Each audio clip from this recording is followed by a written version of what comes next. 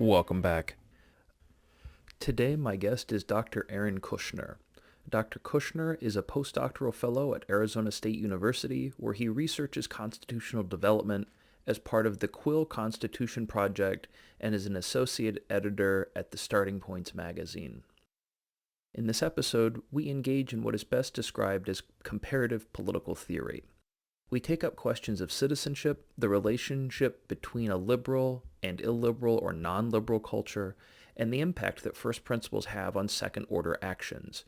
By liberal and illiberal, we do not mean to pass a moral judgment, but rather are using widely accepted categories by scholars to distinguish between political and cultural systems relative to the Enlightenment school of liberalism.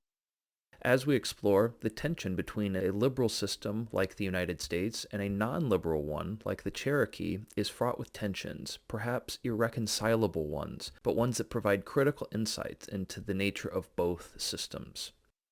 I hope you enjoy this conversation as much as I did. Hi, Aaron. Hi, Stephen. How are you? I'm doing just fine. How are you? All right. Pretty good. Pretty good. I've asked you to come on, and you've been very generous and willing to come on and spend some time with me so I can ask you some questions and bother you a bit here on the question of citizenship and theories of citizenship, and specifically looking at the relationship between a liberal concept of citizenship or an American form, and you can correct me if I'm not using that correctly, and then the kind that's understood under the category of indigenous political thought. So if you wanted to speak to some of those things in the way that you have framed them, I'm going to turn it over to you. Yeah, I think that characterization is accurate. What I try to do in the chapter that you had was really distinguish between the American liberal conception of the citizen and how the Cherokee Nation from 1827 on characterized their form of legal citizenship in their constitution. The primary difference between the two, as I point out, really is that reliance on exclusivity, so citizenship for the Cherokee Nation, the principle that citizenship should be restricted because the community should be kept to a certain size and dimension. And the second in that initial 1827 Constitution is blood, right? So these are individuals that are all related, not necessarily to the same clan, but within the same larger association of clans in the Cherokee Nation at the time. And that, of course, is going to raise a whole slew of questions relative to citizenship as an abstract idea instead of the extension of the tribe or family. So do you want to start, we'll talk there, maybe at the difference between what we call liberal and illiberal concepts of citizenship, and then we can move forward? Yeah, absolutely. So I think starting with the Cherokee, it really becomes more, and I characterize this as part of a larger framework of what I called ethnic republicanism, which is the role of the citizen participates in this larger society where every individual plays a very specifically defined role, this role set by both the community and the principles upon which the government is founded. Right? So they have a very clear idea, the Cherokee did, of what the good of the society is. So for them, the good of society was, it's more complicated than this, but for our purpose here, I boiled it down to this idea of harmony and balance, because man, woman, the spirit world, and nature all communed with one another in a very particular way, right? And if rituals were followed, if certain daily tasks were performed, if communal roles were performed by individuals who were supposed to perform them, then the world was in balance, everything was in harmony, and the good of the people could be achieved that way. So it's a very more so than the idea of the United States at the time, very concerned with this idea of harmony and balance, and very much more dependent on the family unit, even if they defined it that slightly differently as well as the Americans did. That raises a couple of really interesting lines of thought. So on the one hand, that almost sounds like it resonates with, let's say, an ancient Greek idea or a set of principles about the relationship between the common good and the individual. But it also then raises up some of these other difficulties, let's say from our French friend Rousseau, about the way in which one is constrained in their freedom or is forced to participate in a certain conception of freedom that is defined by the community. Are those accurate parallels to draw, or is that far from what they conceived of themselves as? Well, in terms of the Rousseau characterization, I would think that would be very, very far afield of what they thought, at least in terms of the documents that I was able to study. Mm-hmm. Right? It seemed the impression I get from the archival work is much more, it's not about, freedom being constrained. Mm. So when United States officials went and surveyed the Cherokee, a common complaint is that, the men are lazy, right? They have these they hunt and they go to war and they don't do much else, right? And this is the U.S. officials looking at them, and then the women they go pick crops in the field, and the ordering is all wrong, right? And the U.S. The government officials go in and say, well, what you're doing is not freedom, right? Because for freedom to take place for Americans at the time, well, women need to stay in the home and raise the children in this specific way, and men need to go out and do all the manual labor in this specific way. The Cherokee would say, well, that doesn't make any sense to us. We're perfectly free by following this very strict code of ethics. I think they would disagree that their system wasn't free. I didn't find any evidence to suggest that they thought of freedom in any way similar to how Rousseau thought of. So the reason I bring up the Rousseau parallel, and maybe it's a complete misfire, I'm always open to that. The idea being that there's a disagreement on the nature of freedom. Here again, maybe we should talk a little more about the different concept between liberal and illiberal concepts of freedom.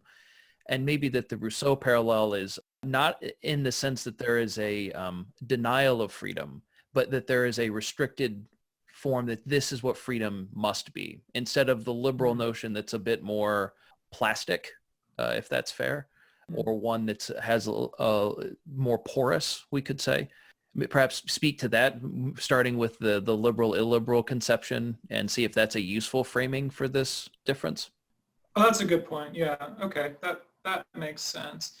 So we'd say that I still think the Aristotelian comparison is more accurate when it comes to thinking about how the Cherokee thought of citizenship, where the citizen is so integral to the life and health of the society, where the citizen has a very specific function to play, a very specific role to play in that society.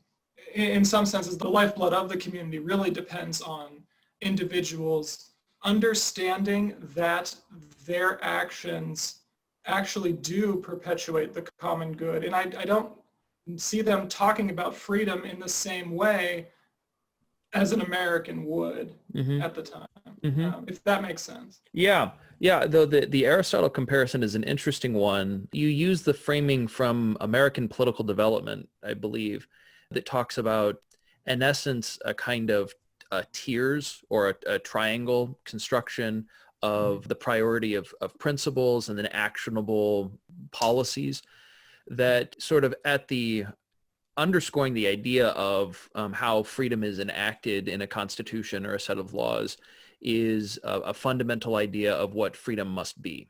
And that what it really is pointing to, at least in the way that I'm understanding it, is freedom is the ability to pursue the common good, which does in some ways align to Aristotle, or may even perhaps align to, Christian political thought in some sense as well.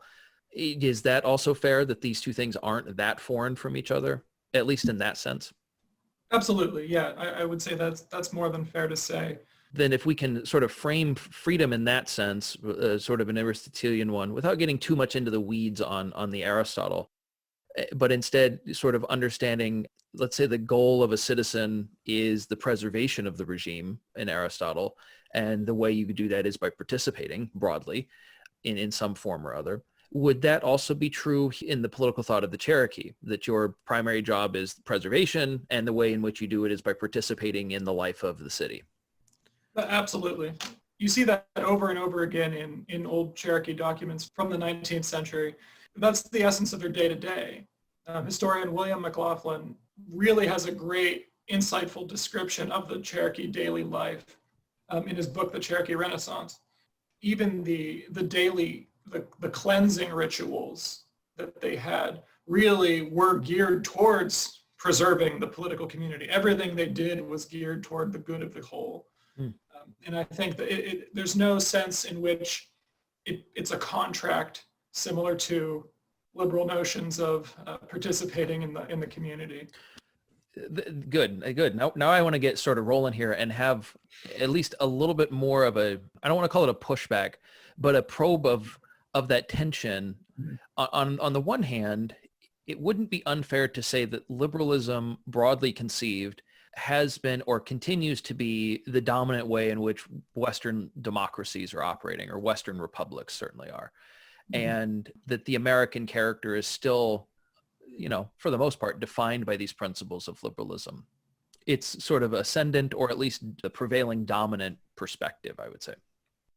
But what it raises, in contrast to this older idea, whether we're talking about the Cherokee notion and its interpretation, or even the sort of the Aristotelian one, the cost of tradition and the way that tradition is frequently bound in bloodline. Could you talk a little bit about that and how that emerged in your studies of the Cherokee, how interrelated it is that your tradition is attached to your ethnicity or to who your tribesmen are? Yeah, so you mean the extent to which really that hereditary citizenship plays a dominant role? That, and then how important it is that each subsequent generation preserves the rituals and traditions of their forebears. Again, in that chapter, what I tried to do is really look at the change over time in Cherokee citizenship law. And we can get into you mentioned the pyramid before, but very briefly, the ideas on the bottom of the pyramid are foundational. So these are sort of the immutable ideas that matter the most to any political thought. And one of those ideas really are that the Cherokee, the Anianwia, are the real people. And this appears over and over again in their mythology and in their belief system. Right?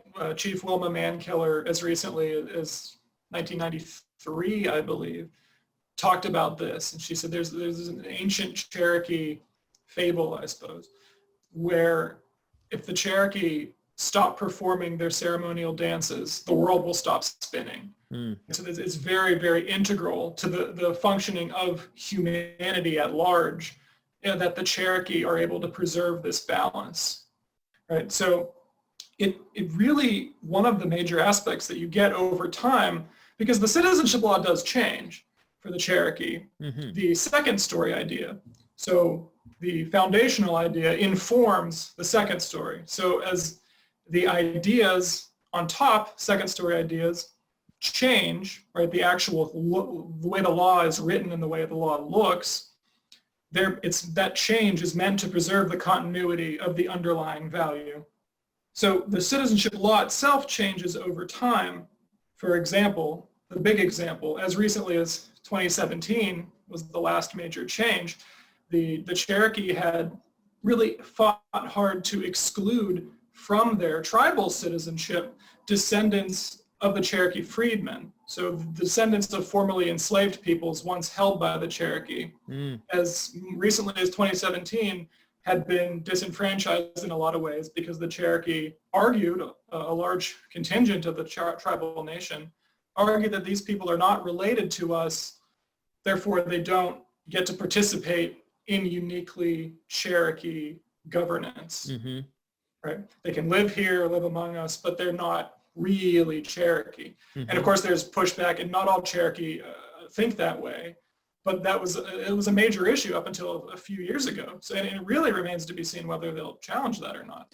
I think you get to this toward the end of the chapter, that it raises this really difficult question of when you're transitioning from an ethnic-based citizenship, I think you call it bloodline citizenship, this idea, to one that's in essence, the quotation is a way of life versus blood and veins conception, which I think is useful. Does then the idea of the citizen become those who participate in the traditions and the rituals, which makes it almost sound like liberalism, where liberal is so incredibly thin in its rituals and customs, but they're still there. But it's not idiosyncratic to a particular bloodline. How much is that tension being dealt with or wrestled with? And what do you think about that in terms of this overarching umbrella of the conflict between a liberal notion of the citizen and an illiberal one? I think you put that very well. I agree that liberalism itself has very, very thin, thin sort of traditions that hold us together. And the idea of shared experience is so big in not only Cherokee writings, right, but in Cherokee legislation, but in indigenous legislation, at large. This idea that we share particular experiences in our past and that we participate in the same culture actively. So when the Cherokee Nation was dissolved, sort of when Oklahoma became a state in 1907, the Cherokee could no longer, they didn't have a government. That was, the United States sort of suppressed that, and they really terminated their tribal autonomy. So they weren't able to pass laws about citizenship. The United States sort of uses this to say, well, all right, you had your fun, and now we're going to tell you how to manage yourselves, right? We're going to tell you who's going to be a citizen. We're going to tell you your values, right? And you're going to have your United States values, which, as you point out, what are they, right? They're very thin. The things that, I guess what Roger Smith, civic ideals, civic myths that kind of connect us are very, very thin. So Nixon comes along, and the Restoration begins in the 70s. The Cherokee have given their government back. And the first thing they do, one of the first pieces of legislation they do, is restrict citizenship deliberately. So we have this sort of real life example that they lived, without much sovereignty, without much autonomy, and they're giving it back, right? The United States tries to go the other way. And they disenfranchise a lot of the descendants of freedmen. A couple thousand people disenfranchised all at once, just because they said, well, we are redefining our culture and our government, right? And for this community, it is very important that we share that experience. So yes, I think that idea is much more important to indigenous political thought of shared experience and shared culture than you might understand from the American liberal lens. It's an interesting question. I've been ruminating a bit recently on Orestes Brownson calls an apprenticeship to freedom that he talks about that is going to be necessary after the Civil War is over. But broadly, taking it out of the idiosyncratic experience that he's talking about, is this sort of an education, a political education to living a free life as so conceived by your society, whether it's a liberal conception of liberty or an illiberal one or somewhere, that sits in between. How much is the traditions, the sort of private institutions, what you referred to earlier as the family? Correct me if I'm wrong, but I think the family isn't just the people you're immediately related to. It's also the norms and customs that come along with that institution. Right.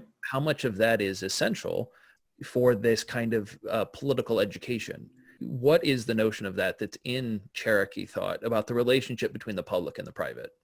Well, it's very different from the United States one. I'll start there, and I'll say that the works on this are really good. There's plenty of good, very, very more sociological explorations of the Cherokee family and how this came about. Julie Reed's book, Serving the Nation, talks about the Cherokee welfare system, which is just an excellent articulation of how the family, the kinship structure, the clan system looked out for one another, right? In this period where their government was weakened by the United States, and the United States really didn't want much to do with them in a hands-on sort of way, other than the U.S. wanted them to disappear. Right. Right. So they Jackson were and Van able, Buren, right? right? Well, Jackson and Van Buren, but this is more. I believe Julie Reed's looking at the Gilded Age, right? So this is before and after when Oklahoma became a state. Okay, interesting. Yeah, so they were able to create their own sort of welfare system based on family bonds, and they recognized that, well, when somebody needs help, they had this idea that duty comes from the fact that we have this shared experience. We are Cherokee, right? So therefore, right, we have a duty to take care of one another. And she obviously explains it much better, but that's an excellent work. Rose Strumlau wrote on allotment as well, and how the Cherokee kinship structures really held them together, even despite all these different styles and different tactics the United States used to sort of dissolve the Cherokee. Their bond together helped them endure, and their ingenuity in creating new institutions, in many cases liberal institutions, right, that look like something the U.S. could identify, like a constitution and regular laws, really used to defend these practices that are inherently non-liberal, like communally held land up until allotment in the early 20th century. So I think this certainly we would be remiss if we didn't make comment on the very, let's call it, fraught history between the American Republic and the indigenous people of North America. I'd call it violent, but sure. Yeah, no, that's also fair, and duplicitous in a lot of situations.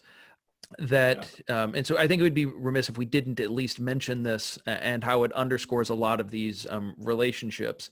Though it does seem that you're presenting a theory that the relationship isn't just one of, let's say, a hegemonic march toward empire, but really in some ways is we'll borrow Huntington's phrase, the clash of civilizations, of cultures, and that there's fundamental disagreements on the nature of how people are supposed to live, and that is animating some of these differences. The one that you just mentioned might be the most salient to it, the principle of communal versus privately held land, and the distinction on what does a property right look like in a liberal, in the American principle versus the Cherokee. Could you speak to that a bit? Absolutely. I think there's two aspects to that.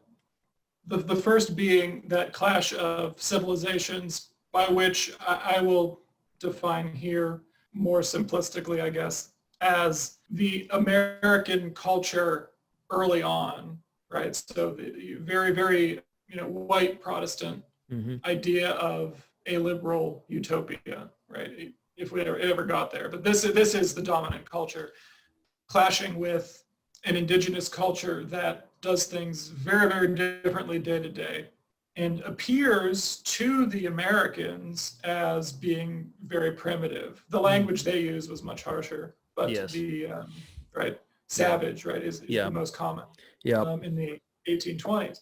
But there's that.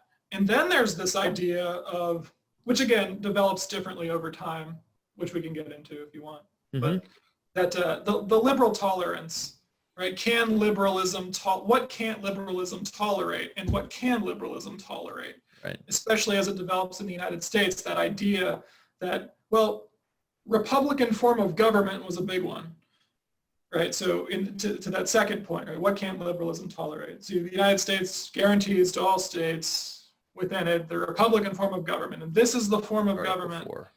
This separation of powers, right? This is what we can tolerate. And then what we see naturally is that the Cherokee do that. They create a constitution with 3 branches of government, separated powers. And then the United States still was like, no. No. It turns out that culture was more important in that moment, that we just don't like your culture, even though most of the elite Cherokee by that time were educated in American schools. They all spoke English. They were Christian. The drafters of this Constitution, I believe all but a small handful were English-speaking Christians and what the Cherokee would have called mixed-blooded, right? Mm-hmm. At the time. So the founders of the Cherokee Constitution were basically raised to appreciate American culture, and they promoted acculturation. But it really boiled down to that first tension between cultures. So I think that's accurate. That actually, we've demonstrated that was more important than the, can liberalism tolerate? Yeah, and then then there is the atrocious practice that went throughout the Jackson administration and the Van Buren tenure. The purposeful moving, near cleansing of people from their tribal lands. In essence, as you're highlighting here, mostly because of perhaps the distinction on their ancestry. So there's a question of ethnicity and racism, but then there's also this other question. The pyramid here may be useful because if we're talking about the constitutional order, the American Constitution and the system that it sets out and that's guaranteed of republicanism, and then the Cherokees, not just willingness, their active participation in constructing a system of government that matches that, so it falls within the broad scope of Article 4, the Republican guarantee, Mm-hmm. is the underlying problem the more salient one. So let's say that the principles that are outlined in the Declaration of Independence sit underneath the Constitution or inform it. I think that's the appropriate way of interpreting it. There are plenty of people that disagree with this, but I think I happen to agree with it. So yeah, I would say that's fair. So if that's the case, then is that the level of analysis that's going to be including all of those other things, the hegemonic desire for empire, for land, for economic access, all of those other things that are going on, and in tandem with the bigotry and the racism, none of that can obviously be completely excluded, nor should it. Mm-hmm. But is the problem fundamentally at that level of first principles? Let's say, what is the equivalent, or could we approximate something in Cherokee thought that looks like the principled statements in the Declaration? Yeah. That's a good question. So what the sources that I used for the bottom of the pyramid, right? A lot of it comes from just legal documents in the law. So I sort of worked backwards, looking at the laws. I said, okay, what lies beneath these? So then I went into anything I could find, really. Myths of the Cherokee, letters, speeches in some cases. And again, most of that information will be biased because they had to, they were written down, right? So it doesn't come from the oral tradition, right? Except that it was dictated to individuals who did write it down, right? So, I mean, there's bias there, but the approximation that I gathered was from the sacred traditions of the Cherokee people, and this is sort of what informed their worldview.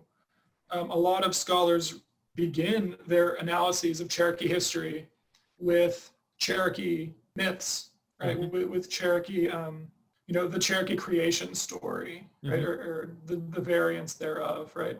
So I took these things to mean, because again, it's not a contractual government, right? It didn't begin that way, and that's not how they understood it. In that sense, very much more similar to Aristotle. This isn't something that these people chose, but it's something that they chose to affirm daily. Yeah, so in some ways it sort of sounds like a better question than the one that I asked would be, is there a Cherokee Homer? Or is there something that's more akin to that, a set of, myth often has a really bad insinuation because of our Enlightenment prejudice. Right. But like the Greek, it means to give a verbal account of something. And so if I'm telling a story, that's a myth in the broadest sense of the word. I'm giving an account of something. Is there something that we could say that there's a universal understanding within the Cherokee themselves that this is the document we turn to, and the highlight there, that difficulty of oral tradition, a people based in an oral tradition, you really are going to struggle with that because there's always going to be a distortion. But is there a set of documents or a series of myths that we can use as a juxtaposition, against, say, Locke or anybody, any of these other principles that are informing sort of the American political tradition? Mm-hmm. And so I have a short answer and a long answer. The short answer is that I'm the wrong person to ask about that because I I am not Cherokee. Yeah, very good. So I think that's the important answer is that Yeah. Okay. I don't know. Good. It is very well that such a person did exist, a Cherokee Homer, right? Such a person that did exist and originated many of the stories. But again, I certainly don't know of them. My knowledge just comes from extensive reading, a little bit of archival work, and basically analyzing the actual laws, the legal outcomes, right? So in terms of the legal outcomes, I think we can say that there is a Cherokee Washington and a Cherokee Madison, but I don't think that I can't say if there's a Cherokee Declaration, because I think that, again, because the Declaration is this work of sitting and really thinking rationally about these things, right? So the Declaration of Independence, we've declared independence, and we're going to do this. So we need to sit down and rationally come to some sort of agreement, right? And then the document was sent to the group, and they edited it down, right? But for such a very different activity than what the Cherokee were about, right? Before they were, in essence, forced to write a constitution, and they didn't get to write a Declaration of Independence. They had to write the Constitution, which in a way served as a Declaration of Independence because it said, we're already our own government. Now, okay, we'll be our own government, but we will speak your language, right? No, that's interesting because of, not to go too far off of the focus here, but it highlights the question in Federalist Number 1 about are we, can we construct forms of government by reflection and choice, or are we, bound to have them by accident and force? And that raises this really difficult question here. When the colonies are all making their declarations of independence, so many of them have these revolutionary forms of government that are attached to those declarations. The Continental Congress didn't do that, and we got to spend the next 11 years trying to figure it out. But it sort of shows that underlying question that Publius is getting at. If you do have the opportunity to sit down and write a form of government, it means you have the opportunity to think about what the form should be and what it should be doing and to what end that form is aimed. But how much of that is still going to be determined by accident? And in this sense, how much of it is based on the cultural tradition you're inheriting? And, that's sort of a question that I think the founders, or the Publius anyway, was sort of blind to, in a certain sense, not taking into consideration, and I suppose I should clarify what I mean by that, not as though they didn't read or understand cultures that weren't theirs. They certainly did.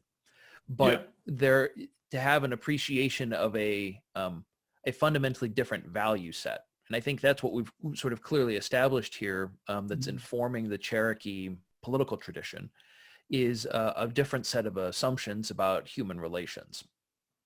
Right. So I guess in all this rambling, my question is, would it be better to think of that conflict there as not necessarily one between reflection and accident, but as reflection informed by accident? In terms of the Cherokee Constitution? Yeah, in terms of the Cherokee Constitution. Yeah, that's an interesting way to put it. As an aside, that is why I took on this project, because of I believe, sheer ingenuity and I would call it genius, the way that the Cherokee, first among indigenous tribes, right, created a constitution in a way that at the same time, a brilliant document, at the same time, was able to speak the language of separation of powers, of three branches of government, of human rights, right? That they acknowledge all these things in a way that really houses these non-liberal practices. And I was really amazed by that, and I wanted to know more. So I think that it's no accident, because these individuals involved in the framing, were very highly educated. They were deep thinkers. Elias Boudinot, John Ross, right? These individuals who were involved at large with the creation of the Cherokee government were very intelligent. They knew, and again, I know they were American educated at well-to-do schools, some of them. So I can only assume what they read, right? I don't know that they read Aristotle or Montesquieu, but I do know that they obviously read the American laws, and they knew what they were trying to emulate there. But yeah, I think it was a lot of both. I wouldn't say accident, I would say force, because they were forced into that situation.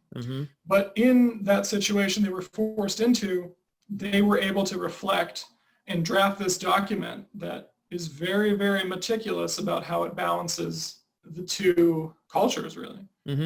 Yeah, and I suppose I'll add a clarifier there. I don't, accident meaning the way in which they found themselves, not something that they did by mistake or, whatever. Right. Their culture inheritance, the fact that all of a sudden there were these Europeans knocking on the doors going, what's going on here? These are not, any of their own choices. These are where they found themselves in history. But where I would like you to speak more is on, the separation of powers and the system of checks and balances and, sort of federalism 101 now, sort of, old hat for people today, revolutionary, crazy ideas in 1787. Can you speak to the way in which the Cherokee Constitution and their conception of the political self, so to speak, as it fits within that system, how does it handle that juxtaposition of these abstract liberal ideas of the mechanistic government of the founding against this very organic conception of the political self with that's, we'll sort of use the language of someone like McIntyre that, they're entrenched in these communities, that they find themselves encumbered, that's a better word, with all of the traditions and the norms that are associated with their people, that's not necessarily part of that liberal mechanistic government. So can you speak to a bit on how it handles that juxtaposition? Yeah, I think it's important to note at the outset that the Cherokee were not unified about this constitution, right? I believe it's Theda Purdue who says that the Cherokee framers were no more representative of the Cherokee people than the American founders were, right? So these people were sort of on a different level intellectually and educationally and monetarily in a lot of cases too. Well, state founding is usually an elite activity, right? Right. So this was no different. Yeah. But the idea of an elite activity is something that changed. So by the 1820s, when the Cherokee actually did draft this constitution, when they had their convention, as a result of Georgia imposing this tyrannical government over them, Georgia extended their government, which prompted them to do this, and was a result of them doing it, right? So it's happening at the same time. The Cherokee Society had been matrilineal for generations. Women ran the household. Right? They sort of organized and propelled the community. And the community was one that relied on consensus government, right? They valued consensus over, this sort of complex checks and balances of the American system, right? This idea of separated powers is very, in some ways, very, very, very far afield of what they had been used to. Yeah. Since invading colonists came, they had worked progressively. And one of the big, I guess two of the seminal speeches of U.S. officials to Cherokee, Washington writes a letter to the Cherokee Nation, and then Jefferson in 1808, I want to say, writes a famous letter to the Cherokee saying, basically, be like us culturally. Right. Convert to Christianity was a big one. Become a patriarchal society. So that really flipped the Cherokee worldview on its head. Because matrilineal societies have very different outlook and not just outlook, but they understand the political whole very differently than a patriarchal society, which the U.S. wanted them to have. So no, you need men to be educated and men to tell you what kind of government's gonna work. Right. So by that point, by the 1820s, that flip had begun to occur. And so you had this, which I believe, I'm correct, is still a numerical majority, right, of the Cherokee that did not speak any English at all. So you have this very large segment of the population really committed to the old practices, right, committed to this consensus government, committed to matrilineal kinship associations, and the clans making decisions together and within. There's a lot of compromises in this Constitution, which we see. So they were able to say, to justify, okay, well, we need the form of the United States Constitution. So we need a president, right, which we'll keep principal chief. We need a council, we need a legislature. So they have this national council, right? But what they do as a compromise is give their legislative branch way more power than the United States legislative branch has, because the legislative branch is the one that really decides who the members of the other branches are. So it's much more unified that way, even if in print, on paper there's 3 branches, but in practice that national council is making the decision. So it's still sort of geared towards that consensus government, right? So if these individuals on the council agree, well, then they're going to make sure this chief becomes chief, and then they're going to make sure these judges are on their court, right? So that's one compromise. The rights language was very interesting to me, because they don't list certain rights that we Americans thought were all bad, right? They don't list a right to freedom of the press, very, very, I think, importantly. But the idea of rights is, again, something that I suppose wasn't all that incompatible. It's just I haven't found evidence that they thought of it in that way. But the idea of having rights by nature, I think, was something that more or less fit rather well. So they were able to incorporate that. Again, I think the reason they did not list a freedom of the press is because they needed to appear unified, and they valued that consensus in the community. So they had one paper that was run by the government, and it was made not only for Cherokee, it was written in English and Cherokee, which they, by the way, ingeniously invented a language so that they could write a constitution and have a newspaper. That's very impressive. So we're going to invent a written language, Cherokee, which happened some years prior, a little bit prior to that. But anyway, it's all sort of, they're all happening in the 18 teens and 20s. It's amazing the speed of the development. But anyway, yeah, they really graft those things onto each other. And then you get to citizenship, which I think goes back to your initial question before I went on my tangent. No, it's a good tangent. Very good. Citizenship for the Cherokee is very, very specifically, and what I see in the law, my reading of it, is there's 2 things going on. One is, well, we want to keep it hereditary, right? We want this hereditary blood citizenship. So blood citizenship flows from the woman, right? Novel in this era is the Cherokee saying that it also can flow from the man. The second thing is that the Cherokee excluded, even if they had a Cherokee mother, they excluded all blacks from citizenship. It didn't matter if they were blood related or not, right? And I think this is very important. They existed in Georgia, also Alabama, Tennessee, and North Carolina, but primarily in Georgia, which was very, very clear about how it treated blacks. Right. Deep slave entrenchment. Yep. Deep slavery entrenchment, right? Yep. And so you see the Cherokee and other major tribes picking that up because they too lived in the South. And there's a couple excellent books about this. Daniel Littlefield Jr. and then R. Halliburton from the 70s were writing about these things. They say that the Cherokee had no conception of, I believe it's race, right, until white people came and said, these people are inferior and you're inferior to us. But right. The Cherokee thought everyone was sort of, they were the real people, right? Right. The Cherokee were the principal people. I guess it might be the better translation of Anianwia. But yeah, so You have all these things happening at once and colliding in the form of this Constitution. So if that sort of gets at your question. Well, yeah, but it certainly leaves a bunch of other questions because Oh, it's absolutely fascinating. In the one sense, it is outrageous. On the other hand, it is awe-inspiring. mhm. On another hand, it's deeply tragic.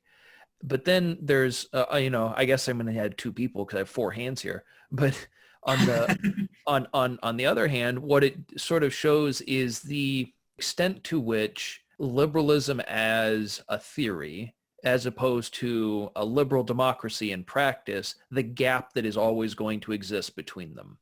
Right. And the way in which those gaps get projected onto the people within the care of that liberal democracy.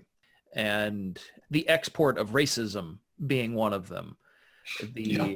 But the thing that I do want to sort of come back to, at least for now, we can take up some of the other stuff. It's very interesting, but I want to come back to this question of consensus, because inherent within the idea of consensus is the principle of consent, like it's built upon it. So there is, at least embedded within their tradition, a recognition of the value of an individual if you're going to be governed by the consent of the tribe composed of individuals. Or is it a notion that consent is something that you participate with, but not that you privately own? Yeah. The way we think about it contractually, right, that Lockean consent, Mm-hmm. I don't see that having a place in that political society. So it's more of a, I guess you could say, consent in a, this is how we live, right? This is how we choose to live. And if we continue to choose to do these things for the good of the whole, that is consent. Mm-hmm. So it's a, I guess, a lived consent in that way. Where I was drawing the parallel, obviously, is to Locke, since that's where you get most of our language on this. Right. Yeah. But there seems to be, even in Locke, the gap between the tacit and the explicit. Right. That here, I've been trying to parse out where I think the line would be drawn on this conception of government through consensus, or at least governing through consensus anyway. Does that mean that all forms of consent are tacit to the majority, sort of like a strictly raw democratic conception of the rule of consensus? Or is it requiring an explicit notion of consent from all of the participants, which sort of looks more liberal? And so I'm curious what your thoughts are on that. Yeah. And again, this is just my interpretation of it. Sure. Would probably leave out tacit. So the way that Locke sort of defines tacit is, again, this is my reading of Locke. It's at least this weird place. It's not exactly passive, right, but it's clearly not explicit. So it's not that I don't care. It's that I continue to participate in the functioning of the society. So I go vote, but I didn't choose to be a citizen. Right. Because I'm not in revolt, I am consenting. Exactly. Yeah. But I wouldn't use tacit because it's a very real activity. And since it in many ways is something you're born into, mm-hmm. right? I don't know. I think that distinction is very, or the definitions of the words need to be tweaked to apply to, again, my interpretation of the Cherokee Society. So to consent to Cherokee Society is, I suppose, to really assume a birthright, or to say that, okay, this is my culture, these are my people, we share these experiences and these values. I consent by carrying that forward, by honoring the past, by honoring the present, right? Right. Yeah. Well, no, what's so interesting about that is it comes back to the question I posed earlier about tradition as the political educator. Yeah. And in a certain sense here, tradition is also the form of consent. You are giving your consent by participating in the tradition. Right. Like there's not a way of opting out of it, so to speak, and still be a participant in the society. It seems to deeply inform the clash over the word citizen then. Perhaps this is one of those great fault lines that lies between those two cultures. The American notion of the citizen really has baked into it Locke's concept of tacit consent. You don't have to be a participant in the system to be a citizen of the system. So the tradition as political educator really is kind of muted or mitigated in some ways. It's not it's not nearly as necessary because the individual is the political executor, so to speak. Again, using our contract language, Right. that just wouldn't exist in the Cherokee notion of the citizen. Do you think that's fair or accurate? I think that's fair to say. Yeah. So then what do you think the downstream effects are of a citizen as encumbered with tradition, or a citizen that shows their citizenship through participating in tradition? What are going to be the ramifications of that within the historical context of the Cherokee then in the 19th century and then even to the present? So I think that, again, because the language is so, I guess I've tried to push back against the use of the word encumbered. I know that's not how you mean it, but encumbered seems to signify burden, right? I'm burdened by my past, by my tradition. Again, as an outsider, my interpretation after basically just looking at the laws and speeches is that it's not an encumbersome thing, right? There's no burden in it in the way that we would think or that we would know, right? Well, our society's past is burdensome to a liberal individual. Yeah. No, that's good. Thank you for clarifying that. I'm using that word sort of from, Alistair McIntyre. I think Michael Sandel even gives a better sort of notion of this, that you can't really have an idea of the self without these encumbrances. No one, in essence, it's the anti-blank slate. Yeah. So that's how I meant. Thank you for clarifying that. Sure. So sorry for the interruption. Please continue. No, not at all. No, I only do that because I do think it is an important distinction, because what my research is trying to do is really highlight and elevate how the Cherokee think about politics. And I obviously don't know how they think about it day to day, but just based on what their laws have portrayed, how they've structured their legislation and their government, I think that does say a lot. So speaking from there, did you, what was the question again? Well, so the way in which the opportunity to participate in the tradition informs the way they govern themselves. How does it inform their idea of autonomy? And then how is that sort of reflected in the way that they generate laws then and now? Okay. Yeah. So in another chapter, a different chapter of the dissertation, I created a data set based on Cherokee legislation passed. So we have data back, the Cherokee National Council keeps data back to the 70s. So I created a data set of the laws and I coded those laws based on general topic, right? So I was interested in citizenship law, so I parsed those out. But as I got into the data set, I realized how cultural preservation laws play a massive role on the Cherokee legislative agenda. And these take the form of actual legislation in most of their resolutions. The Cherokee National Council passes a lot of resolutions as opposed to legislation. They do pass legislation regularly, but it's tended to be, going back to the 70s. Now it's a bit different because they restructured their government in the early 2000s. But going back then, a lot of resolutions, it's all geared towards cultural preservation, specifically the preservation of their language, the preservation of cultural artifacts. The Cherokee have, I believe the book is called Living Treasures of the Cherokee Nation. And these are individuals who are skilled in ancient arts of various kinds. And I mean art broadly, right? So basket weaving, in cooking, or in preparing traditional dishes, in all sorts of different things, activities. So the Cherokee legislative dedication to cultural preservation is very great.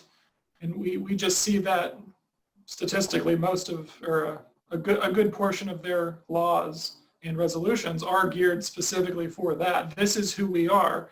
And it is our duty as a legislative branch, right, to perpetuate who we are and let other people know. I've been I'm a bad student at it, but I've been trying to use the Cherokee resources put forward by the government to actually learn a little Cherokee. I'm not good at other languages, but they have these resources available for a reason. And I think that the activity of their legislature really reveals that this is a large part of who we are. And it's not encumbersome as a burden, but it's encumbersome in the sense that it remains who we are, right? This is our sort of identity. And that's one of the reasons why their restrictive citizenship laws are so important.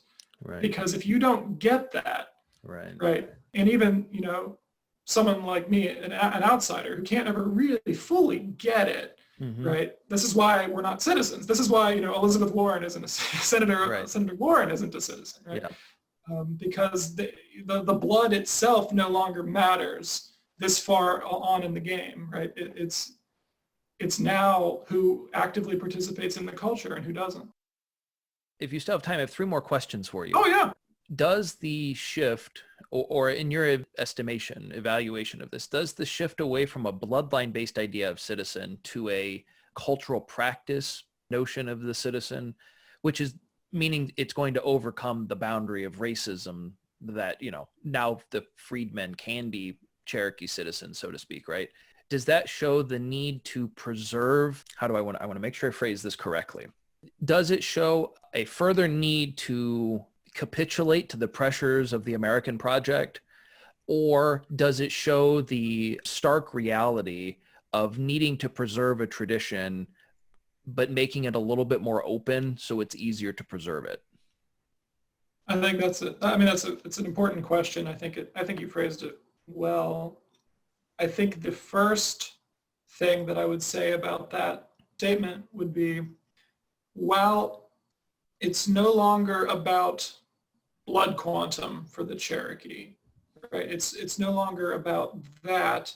It is still, in a sense, about heritage, because now it's still based on relationship to those individuals listed on the Dawes Rolls that the United States wrote, right?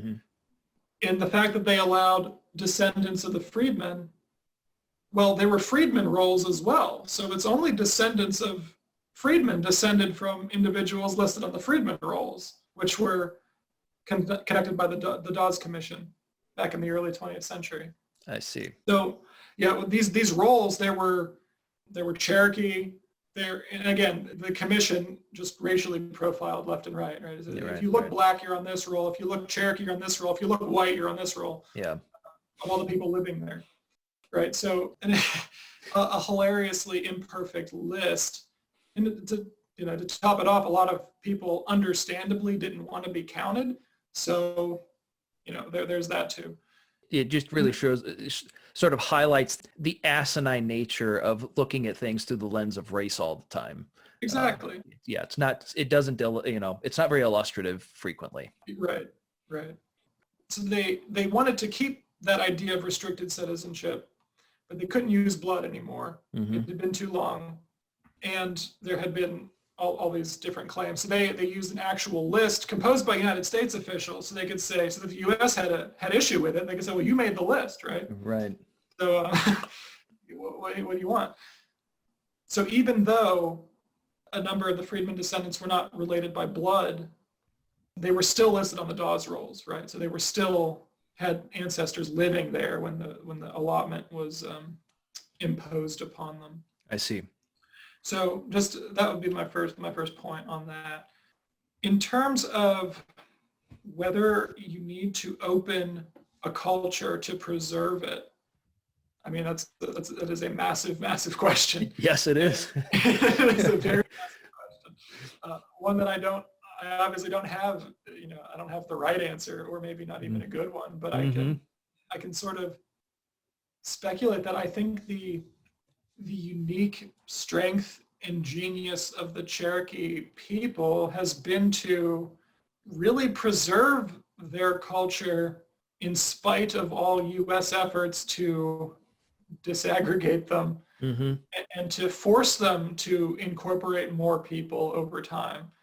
By and large, U.S. officials, not all of them, but the vast majority of them have really wanted to, say, just be like us already. Just Right. do exactly what we do. And of course, the great irony, going back to the racial component, is that they wanted them to be just like them, but at the same time, had they done it, and the Cherokee did in a lot of cases, they still didn't like them. Right. So, You weren't enough like us. exactly, because you Yeah. don't look like us. Right. Right. Even though you had Absurd. individuals like John Ridge, who went to an American university, right, became a devout Christian, renouncing entirely, right, if his letters are to be believed, right, renouncing entirely the old ways, wanting to marry a white woman, right, was the thing that set the American people against him. He said, whoa, whoa, whoa, whoa, whoa, we can't have that, right? And it's that really obvious double standard where, the Cherokee can't win. So anyway, I think that culture, right, that perception. So this is the what we're getting from the United States, right? We're getting all these things. We don't like your form of government. And even when you change that, we just don't like you. Right. Really, I think that spurred on a lot of cultural development. But I think that it was to the Cherokees' eternal credit that the strength of their worldview endured until today in a different form, right, because of the United States. But it did, and I think that I think the law shows that they've attempted to keep it as exclusive as possible, given whatever circumstances that were thrown at them. And that's worked in the sense that they're a very thriving community today. That's great. What a great answer. In some ways connected to this is my second question, because in the chapter you make reference to the fact that I think it's Article 6 of the Constitution, the 1827 Constitution, has a piety requirement, or Right. that it has to write. It's not, there is no built-in separation of church and state. It's actually the exact opposite. Can you speak to that? Why is that included and its significance? So again, the 1827 Constitution is a totally different document from their modern one. The Cherokee had 4 constitutions, so it's just limiting us to the 1827 in that situation. It seemed to me that a lot of and again, it is one of the greatest for me, for my niche interests, and I assume for Cherokee history as well. One of the greatest losses is the loss of the convention minutes for when they drafted this Constitution. We don't have any convention notes, and if they are available somewhere, I was not able to find them. So, if only, right? Right. However, what we do know is that there was a lot of tension between the wealthy, acculturated Christians and the adherents to the old practices, right? The Cherokee old ways, as they're often called. So they had to make a lot of compromises in the Constitution, right? They didn't come out and say that Christianity would be the new religion, even though people like John Ridge and Elias wanted it to be, or at least they indicate that this is the future for us, right? We need our people to rise from the ashes, phoenix-like, is one of the editorials. So yeah, I just think it's included because of the just intense connection in Cherokee society between the spiritual and, you call it the mundane, right? So there's no separation between church and state in the old form of Cherokee government, because everything has a spiritual component to it. So I have a piggyback question on this question. So I fibbed. I had more than 3 questions. The concept of home, or having a home, particular salience to people who are forcibly removed from their ancestral location, certainly. But it makes me wonder if part of the need to entrench piety is connected to that need to preserve the tradition because that's what preserves the sense of home. What do you think of that? I think that sounds right. Again, I mentioned her work before, but Julie Reed's Serving the Nation is the best description of that I have found. Specifically, the best articulation of what it meant to the Cherokee to hold land in common, because that practice was so integral to their, not only their spiritual outlook, but their entire worldview. So I will plug that book again. It's excellent. Good. It leads me to the question of, I don't want to call it second class condition, but the bifurcated way in which the Republic, the United States, the way that there is a sort of, you are a citizen, but there is also this element or feeling that you're not really fully part of the system, that you're governed by this, but you're also governed by that, so to speak. How much of that do you think is at play with, how do I want to phrase this? Well, first of all, am I right in that there's this weird bifurcation that still exists? Oh, yeah, absolutely. So the prevalence in the literature, right, when talking about Cherokee government and why the U.S. has been so back and forth is, well, racism and greed, racism and acquisitiveness or materialism, right, phrased different ways. Those are the two predominant explanations for that.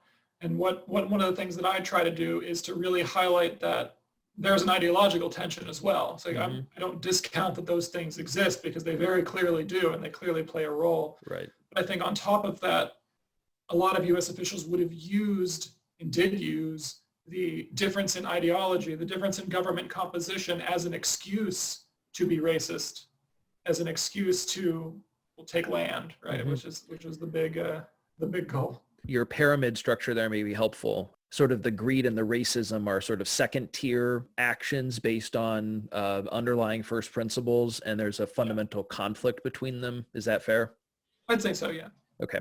So where I'm left with is sort of a two-tiered question, and take it however you wish. The first one, or the first facet of it, is through your exploration, your study of Cherokee political thought and the nature of the laws that they use to govern themselves, what can someone from the outside of their tradition learn to inform us broadly about the ideas of political thought, of political philosophy? And then a second tier question to that is, how can then we understand the fraught tension of living under a liberal umbrella within a traditional society? How do those pressures sort of manifest themselves, and how can that help us better understand the promise and problems of liberalism itself? Right, that's a great question. I like how you phrased it. You might have to remind me of the second half again, but okay. I'll start with the first. I'll start with the first tier of that question. Okay, terrific. So for me, it really brings home, well, a lot of things, but I guess the first thing that comes to mind is there are more than one way to view not only politics and community, but the importance of the family to those things. And I think that discovering what the Cherokee, or at least many Cherokee, thought of these things has really been enlightening. As someone who was raised just solely immersed in the American worldview, right? Post-Cold War, America's won, right? Democracy, our brand of democracy is, quote unquote, the answer. Right, the end of history, right? Yeah, we're the end of history, right? We are the last men. Right. Maybe not that far, but yeah. What I'm Poor saying. Fukuyama. We're living at the Fukuyama end of history. Right. So as someone who was really raised in that alone, it was at once eye-opening to me just to think, okay, well, there are communities that think very differently. So I said, okay, who exist right now in the same country that I do, and I mean radically differently. I mean, I might think differently than the NRA community, but that's fundamentally different than saying, well, this tribal nation thinks very, very differently about politics and the family. So that's the first thing that came to mind. So I think what that can teach us this is getting back to that idea of tacit consent in my head, but I'll explain that. I'll explain what I'm thinking there in a second. We can learn from them in the sense that, well, okay, other people exist in political community in the US that think differently. Well, there must be a reason for it, right? And I'm a firm believer that every political community has access to some good, some workable good idea that they can construct their lives around, right? So what is it? Like, what has propelled this community to really endure all of the horrible things the United States has put them through? And really what binds them? So, because there is something there, clearly, and I wanted to know what it was. What do you think it is? Is it that sense of tradition and family? Yeah, it's that real communal ethic, that real sense of taking care of the community. And for me, an American, it seems very hopeful to me. Yeah. That idea that is, I mean, especially in the time of COVID, right? Right, sure. It seems very hopeful to have this belief in consensus, in not consensus as in brainwashing, but consensus as in individuals in the community recognize that for the community to thrive and survive, you need to set aside arrogance and hubris in a lot of instances and do something for the good of the whole that might not benefit you immediately, right? And again, not being Cherokee, I can't say if they think that way now or ever, but I think that comes out in their legislation, and I think that comes out in the way their laws have been structured. It's sort of like the difference between seeing that kind of community response as the difference between sacrificing for the community and having a duty to serve. Is that a fair frame? Yeah, no, I agree, because it feels more of a duty. And it feels more of a duty that's not necessarily burdensome, right? So that's, in that sense, I think it does feel more Aristotelian than anything else, right? These are, what is it? Judith Shklar says the ideal Republican statesman or stateswoman, right? Is one who she admits doesn't exist in America. It never did, right? Or so could, this ideal, right? Or anywhere, right? But unless I think that individual can exist, but the qualifier is, and that's something that the United States has sort of rejected, but they can exist if government's based on family, right? So in that smaller setting, when people are related by blood, as they were in the early 19th, end of the 18th century, and all the way prior, right? It's actually, this is really, and we'll have to get back together at some point and have this conversation about Aristotle, because the way that the Cherokee nation, I mean, the Greek ethnos, right? They're people. Right. The way in which, how does that really fit against the Aristotelian concept of the polis and the tensions that are going to exist between those things, where perhaps you could see some Aristotelianism in the way they approach their communal relations and expectations, but how much of that is in tension with the Aristotelian account of the city. Right. So it's an interesting parallel, but we'll have to take it up later, I think, because there's a lot of meat there. Especially where Aristotle talks about village, right? The stage before city. Right, the ethnos, yeah. I think that's where the old Cherokee, that's where you would categorize them as being, right? So not quite at city, but again, we can talk about this another time. Well, but it's actually fascinating that I to draw back to home, because that's where the Greek gods live. They live as a village. They don't live in the political system or in the polis. They don't need it. Their life is sufficient in that condition. So it's interesting. But I do want to have you reflect on that second facet, that tension that's part of the pluralism of living within a liberal umbrella inside of a traditional society, and the tensions that has to bring to the fore, both within the liberal umbrella and within the traditional community. And what can that teach us about the extent to which pluralism is possible? Right. So I think the I'm going to split that into three.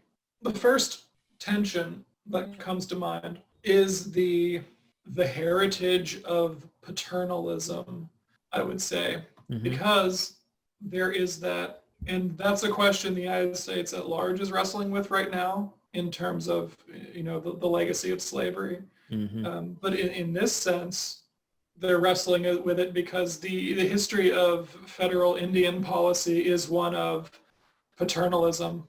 We know better how to govern the tribe than you yourselves know, right? And that's sort of always been.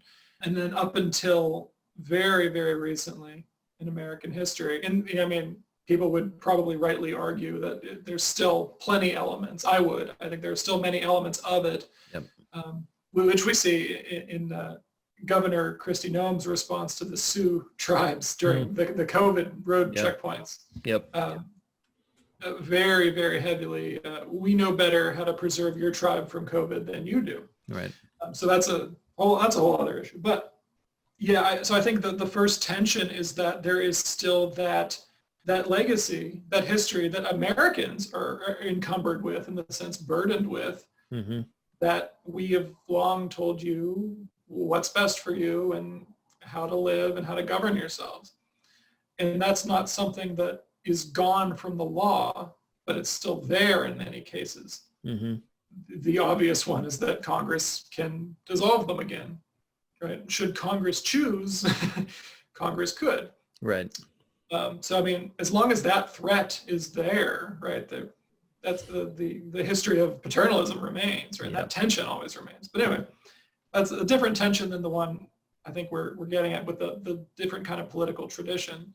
So that's the second tension, is that, and again, what I try to do in that paragraph, and then what I'm trying to do in the book project now, is get into more instances of how United States reaches in and, I don't know what sort of metaphor would work best now, slaps on the wrist every time in the modern era. So I'm talking in the last 30, 40 years. The United States reaches in, slaps on the wrist if the tribes do something that the United States doesn't like. Right? But otherwise, you can govern yourselves unless and until we don't like what you've done. And we're not going to tell you what we don't like until you've done it, and then we'll hit you for it. And it's like Tocqueville's like soft, benign despot. It is. Yeah. That's a good way to put it. Yeah. More paternalism. Right. In the big case, and again, the case that I use in a different chapter is the case of the Cherokee freedmen. And I really try to dive in and present that view of citizenship as something that's even more removed. It adds another layer of complication to the story, because it's a situation where formerly enslaved peoples sought citizenship for various reasons that I try to develop over time. But the Cherokee don't want to admit them in many instances because they don't fit in with they're not related by blood. And they're not really part of the tribe, right? According to some in the Cherokee Nation. And this has come out in the law many, many times over and over again. And then the United States is over here saying, well, we don't like any of you. Yeah. And, we want to end. So this is another instance where you have the liberal government, the United States, forcing the Cherokee to live up to liberal values better than the United States itself does, right? Because they say, well, you have to incorporate your former slaves, right? You have to do this because this is how liberalism works, which is something that the United States clearly couldn't do and still has trouble with. Right. So it's no surprise that the Cherokee have trouble with it as well, because the United States told them these are people that you enslave. They introduced them to slavery. So the Cherokee said, okay. So they did it. I will point out that it was mostly mixed-blooded Cherokee, very prevalent in the literature, a prevalent distinction. So full-blooded Cherokee that didn't speak English, didn't acculturate, right? Tended not to own slaves. Most of them did not, which was the majority of Cherokee. But anyway. Well, and it makes sense. I'm somewhat persuaded by the idea that American slavery really comes out of an extension of a perversion of Locke's principle of ownership, Yeah. that if you can see there is property in a person, you can own the person. Well, if all property is held communally, how slavery is not a concept that you would come to ever. No. So that makes sense. That makes perfect sense. There was the idea of, in war, captives were taken, and these were in some cases that I was able to find, forced to do things, right, as a slave. And then there was a forced adoption into the tribe, right? Well, you're now part of the tribe. We've taken you prisoner, and now you're part of us. But this was an old practice. To continue, we see these three factions now: the Cherokee, the formerly enslaved people, the freedmen, and the United States, all telling the other what kind of citizenship they can have and what that kind of citizenship they should have. Right? So the United States is trying to force the Cherokee to fully incorporate. They're forcing the Cherokee to try to fully incorporate, to live up to the promissory note in the Declaration in a way. Right?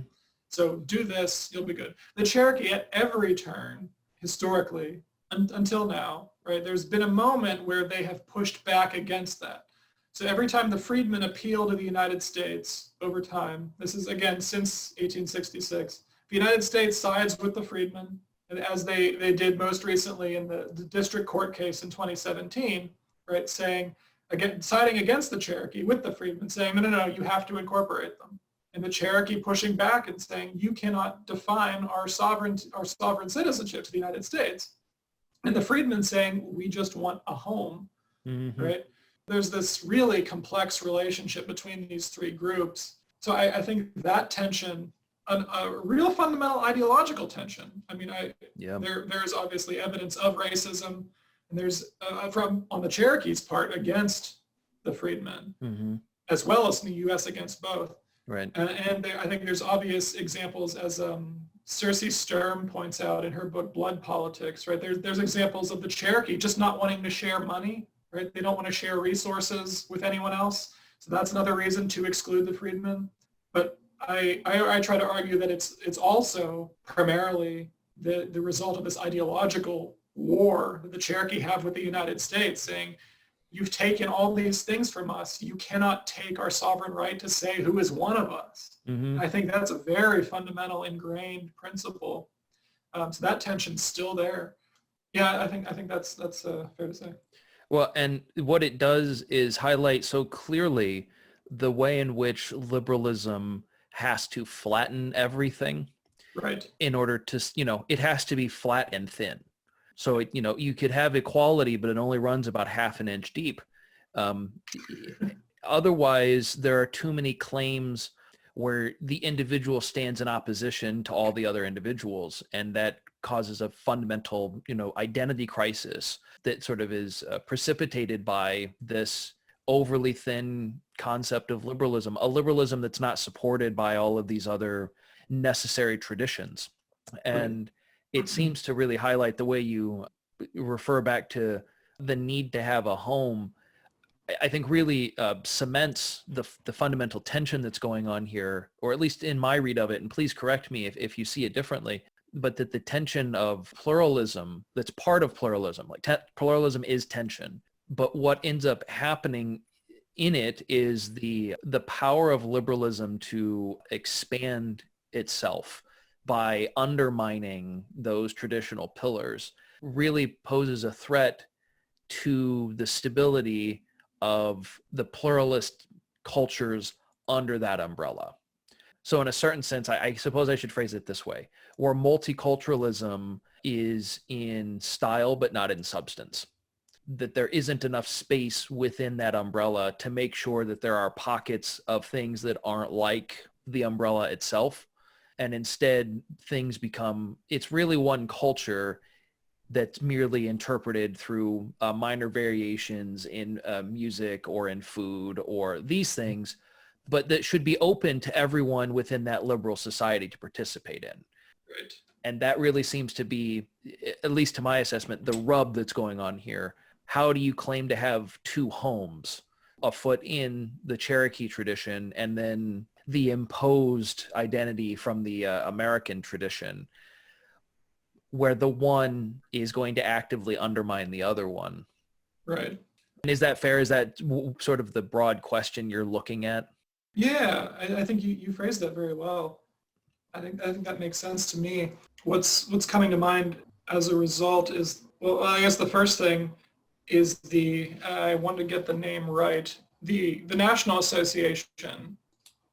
The tribal nations, participate in this thing together to lobby for better Indian policies, to ensure that the tribal nations are sort of in accord on these principles on how to survive in the United States, Mm-hmm. right? So it's not so much going it alone.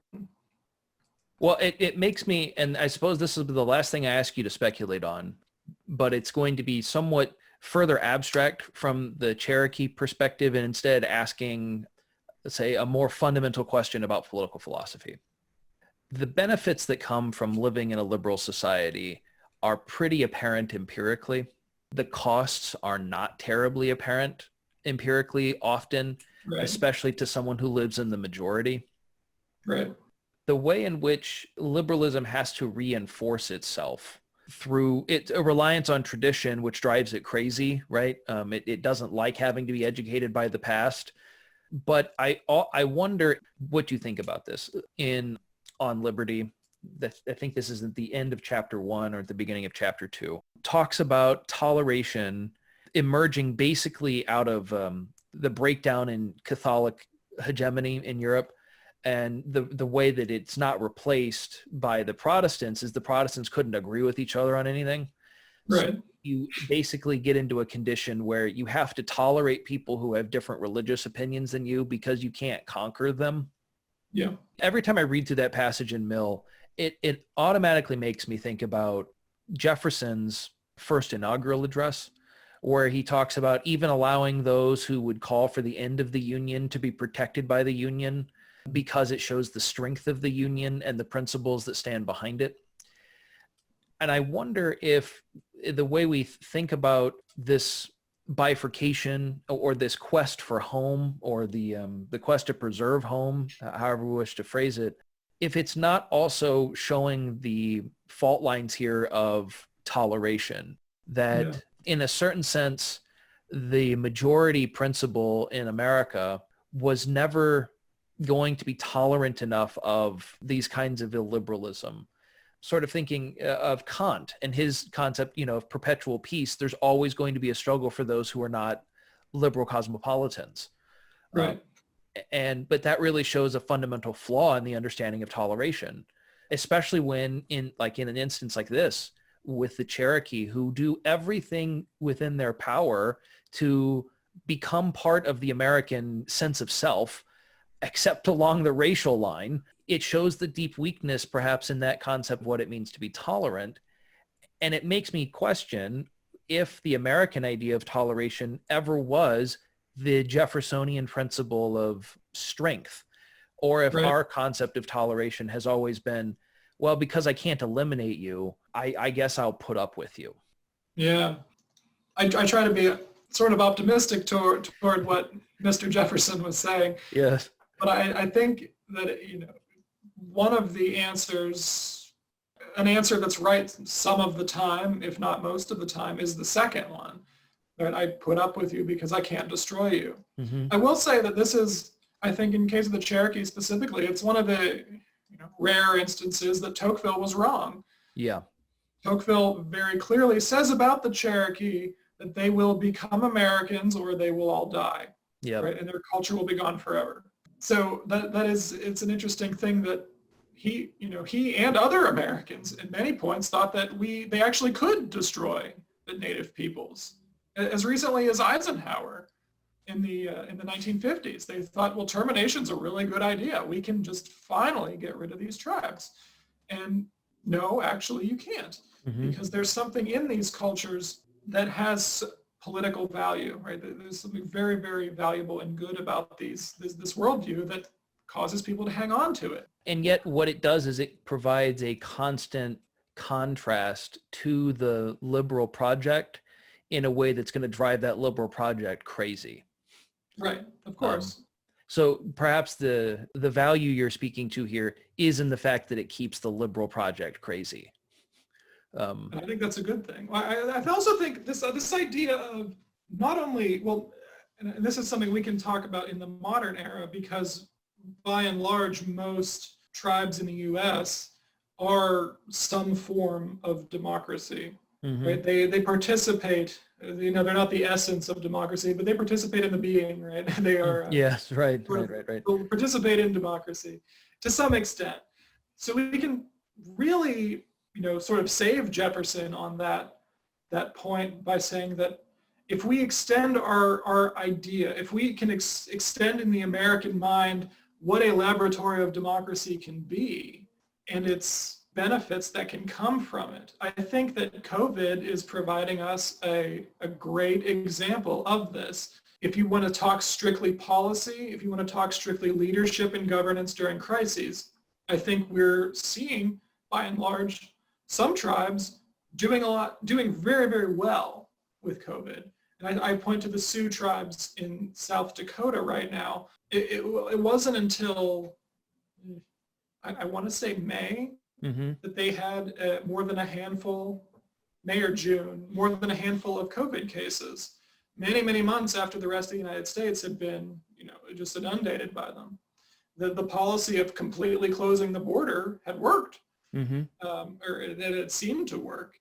And then you see other examples of the Cherokee Nation, Principal Chief Hoskin, and other tribes, right, made the difficult decision to close casinos, right, made the difficult decisions, but they stepped up and showed leadership where a lot of U.S. governors, might not have wanted to be the bad guy or be the bad woman, right, and close things down and do things that were unpopular. Yeah. But the tribal nations, at least the ones that I had looked at, were willing to make hard choices, even though a lot of them got hit really hard. But that, you could chalk up to more poor living conditions, especially in the Navajo Nation. Right. Where access to clean water, is difficult in some spots, but things like that. So I think that if we look at the unity in diversity angle with an emphasis on laboratory of democracy, I think that is something that can really coexist now more than ever. And I think we can learn a lot, especially in a crisis like this, because crises bring out good leadership and bad leadership. Yeah, it's interesting using Publius rides again, huh? It's using federalism as a way to counter the excesses of liberalism. Yes, right. And though I think here, maybe this may be a good way to put a bow on this, perhaps, and please disagree if you do, the benefit here, or the need, even if it's not just beneficial, the need to have these kinds of conversations about these very fraught, difficult issues at these tension points, these breakdown points in the American Republic's understanding of itself and how it treats those within its care, really seems to highlight, again, that gap between the principles and the practices. And sort of like the way I like to approach Frederick Douglass is, what to the slave is the 4th of July. America is a whole lot better than Americans. The idea of the country far exceeds its people.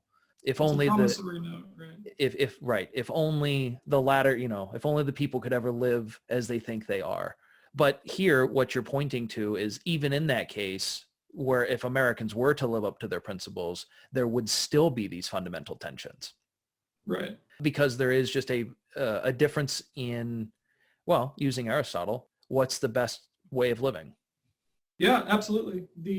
I think it should come back. I think we should wrap up by talking about referencing Aristotle again, right? What is that best way of living? And I think one of the important things to remember for us, and other white Americans who are in the majority, who are very entrenched, is that, well, one, that we ourselves haven't always lived up to that promise and that we need to do better. But that at the same time, tribal governments, these are human beings too, and they don't always live up to their own principles. Right. Because that's what human beings do, right? We aspire to good things, but we don't get there a lot of the time. Right. That's okay.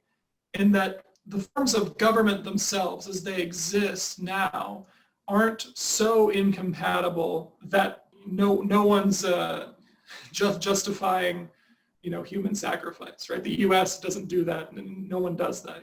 There's nothing so egregious about the form of government in either case, the theory of the form of government that would necessitate, hostility. There's nothing like that, Yeah, it's Tocqueville may have been right on this one then. The long stretch of democracy or of liberalism is going to make everything mild. Right. Like even the egregious things tend to be more mild than their predecessors were. Absolutely. Yeah. I mean, we're not actively killing one another anymore, right? As our long and bloody past as we've done, right? At least purposefully not doing it. Yeah. Yeah, and purposely not doing it, right? Yeah. And we have institutions now that also, prevent these sorts of things. So I think while there is that ideological tension, I think there is much that can be learned from either side, especially in terms of good leadership, which is a universal human need and is universally applicable, right? That idea of the good human being, right? It doesn't matter race, creed, form of government, right? That Aristotelian idea of this, okay, what is a virtuous human being? Not just a virtuous citizen, right? Not being virtuous in a bad regime, but just trying to aspire to be a good human being. That's something that occurs, and if it occurs somewhat differently in a slightly different form of government, then I think that that's something valuable, and we can learn from, okay, well, why is this, right? Why do they have this good thing and we don't? Or why do we have this good thing and they don't? And I think the comparison is important.